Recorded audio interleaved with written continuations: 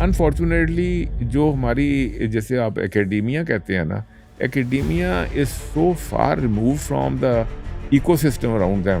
They are not relevant to what's happening. Actually, they should have been the people doing this.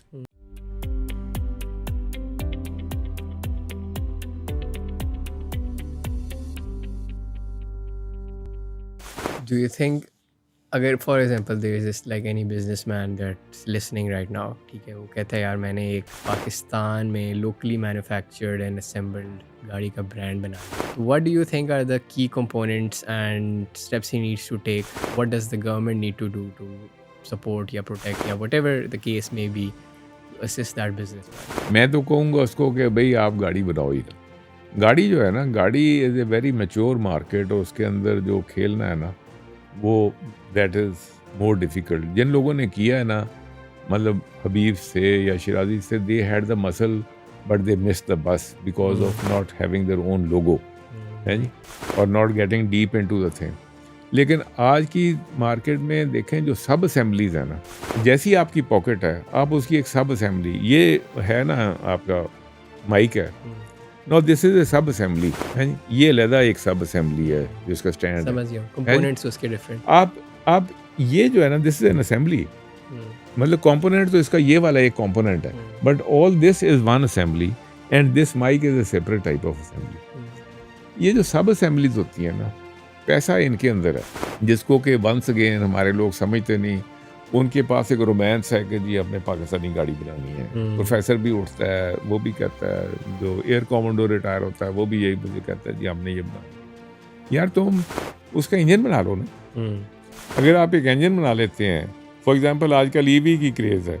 अब अगर EV को आप अगर break down करें, let's say motorcycle is more easy to explain कि अब एक उसकी मोटर है, मोटर की 2-3 टाइप की वेरिएंट्स हैं, मतलब टेक्नोलॉजीज़ में। एक उसकी बैटरी है, एक उसकी बैटरी मैनेजमेंट है।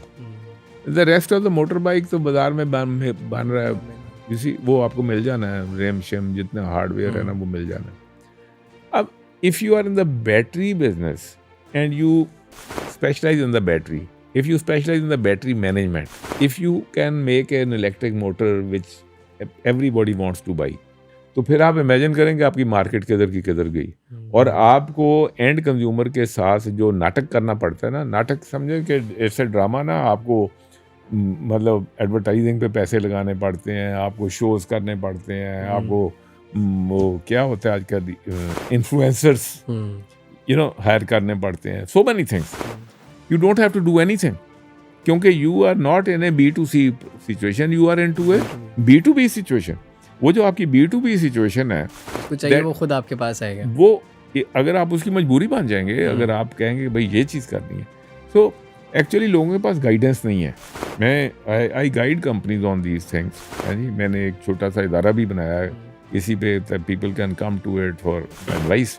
क्योंकि ये अनफॉर्चुनेटली जो हमारी जैसे आप एकेडेमिया कहते हैं ना, academia is so far remove from the ecosystem around them, they are not relevant to what's happening. Actually they should have been the people doing this. अच्छा, और नॉर्मली हमने 70 साल ज़ाया कर दिए हैं into being an internal sort of market, not looking externally. Pakistan का रुपया गिरा हुआ है इस वक्त, बुरी तरह से गिरा हुआ है। There is no better time like this one to export. ये आपके पास टेबल है या कोई चीज़, आप किसी चीज़ का नाम ले लें, जब आप इसको रुपए में बनाएंगे और डॉलर में कन्वर्ट करेंगे तो डॉलर वाले के तो बड़ा सस्ता खरीदना है इसको। You see, this is a golden time to export.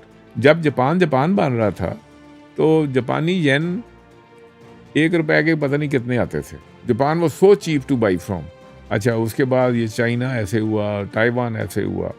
मैं 97 मुझे याद है कि मैं ताइवान में किसी काम के साथ था, किसी को पूछा क्या हाल है, हुआ यार हालात बड़े ख़राब है। मैं क्या हुआ? उन्होंने कहा जी हमारी करेंसी अप्रिशिएट कर गई है। करेंसी अप्रिशिएट कर गई तो they can't export to the, अगले बंदे को महंगा पड़ता है, महंगा पड़ रहा है। क्योंकि अब हम तो इतनी गोल्डन कंडीशन में है, ये तो जो एक्सपोर्टर होगा तो उसके लिए तो इट्स ए गॉड सेंट। तो इसलिए जो माइंड सेट है ना, we are not looking at the world like the rest of the world is looking at itself.